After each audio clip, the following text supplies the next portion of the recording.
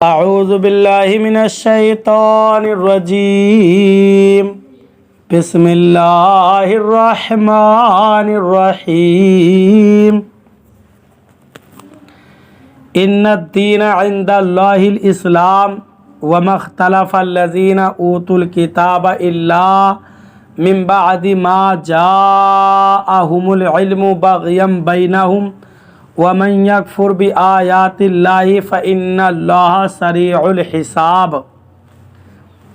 ترجمہ کنز الایمان۔ اللہ کے نام سے شروع جو نہایت مہربان رحم والا۔ بے شک اللہ کے یہاں اسلام ہی دین ہے اور پھوٹ میں نہ پڑے کتابی مگر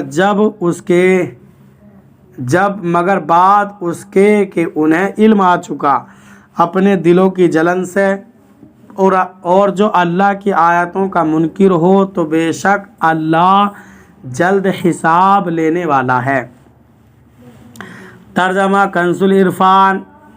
بے شک اللہ کے نزدیک دین صرف اسلام ہے، اور جنہیں کتاب دی گئی انہوں نے آپس میں اختلاف نہ کیا مگر اپنے پاس علم آ جانے کے بعد حسد کی وجہ سے، اور جو اللہ کی آیتوں کا انکار کرے تو بے شک اللہ جلد حساب لینے والا ہے۔ ان الدین عند اللہ الاسلام۔ بے شک اللہ کے نزدیک دین صرف اسلام ہے۔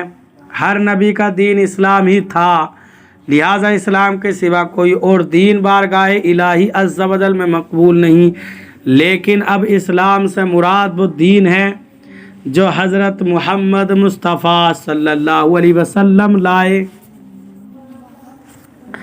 چونکہ آپ صلی اللہ علیہ وسلم کو اللہ تعالیٰ نے تمام لوگوں کے لیے رسول بنا کر مبعوث فرمایا، اور آپ صلی اللہ علیہ وسلم کو آخری نبی بنایا، تو اب اگر کوئی کسی دوسرے آسمانی دین کی پیروی کرتا بھی ہو، لیکن چونکہ وہ اللہ عز و جل کے اس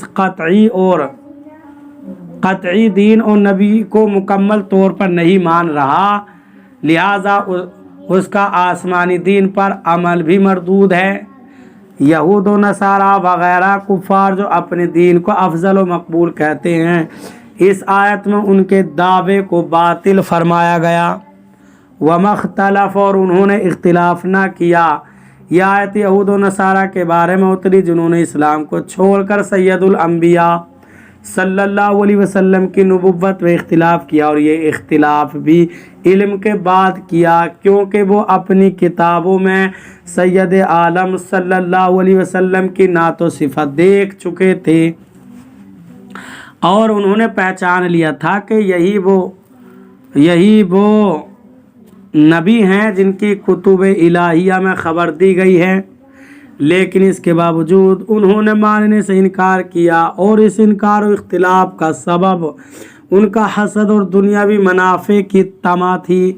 فَإِنْ حَاجُّوكَ فَقُلْ أَسْلَمْتُ وَجْهِيَ لِلَّهِ وَمَنِ اتَّبَعَنِ وَقُلْ لِلَّذِينَ أُوتُوا الْكِتَابَ وَالْأُمِّيِّينَ أَأَسْلَمْتُمْ فَإِنْ أَسْلَمُوا فَقَدِ اهْتَدَوْا وَإِنْ تَوَلَّوْا فَإِنَّمَا عَلَيْكَ الْبَلَاغُ وَاللَّهُ بَصِيرٌ بِالْعِبَادِ۔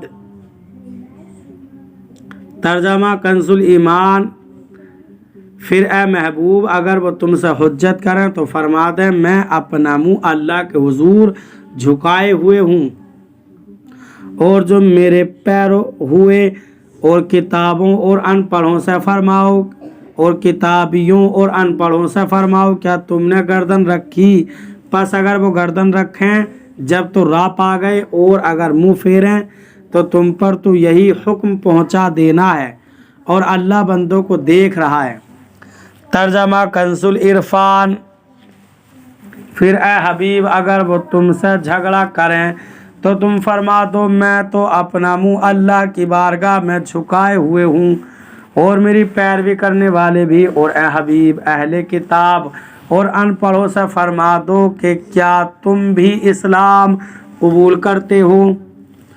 اور اگر وہ اسلام قبول کر لیں جب تو انہوں نے بھی سیدھا راستہ پا لیا، اور اگر یہ منہ پھیر ہیں تو تمہارے اوپر تو صرف حکم پہنچا دینا لازم ہے، اور اللہ بندوں کو دیکھ رہا ہے۔ فَإِنْ حَاجُّوكَ، پھر اگر وہ تم سے جھگڑا کریں دین اسلام کے حقانیت بیان کرنے کے بعد، فرمایا کہ اے حبیب صلی اللہ علیہ وسلم، اگر وہ تم سے تمہارے یا اسلام کے حق ہونے کے بارے میں جھگڑا کریں تو تم انہیں فرما دو کہ تم مانو یا نہ مانو، مجھے اس سے کوئی فرق نہیں پڑتا، میں اور میرا پیروکار تو اللہ تعالیٰ کے فرما بردار و مطیع ہیں۔ نیز ان اہل کتاب یعنی یہودیوں، عیسائیوں اور ان پڑھوں یعنی ان پڑھ اہل کتاب اور مشرکوں سے مزید یہ بھی فرما دو کہ کیا ہماری طرح تم بھی اسلام قبول کرتے ہو؟ اگر یہ اسلام قبول کر لیں تب تو یہ بھی سیدھی راہ والے ہو جائیں گے، لیکن اگر یہ اسلام قبول کرنے سے منہ پھیریں تو تمہاری شان میں کوئی فرق نہیں پڑتا اور نہ تمہارے اجر و ثواب میں کوئی کمی واقع ہوتی ہے، کیونکہ تمہارے اوپر تو اللہ تعالیٰ کی طرف سے صرف اتنی ذمہ داری ہے کہ تم اللہ عز و جل کا حکم انہیں پہنچا دو، بقیہ ان کا معاملہ اللہ عز و جل کے حوالے کر دو۔ اللہ تعالیٰ انہیں اور اپنے سب بندوں کو دیکھ رہا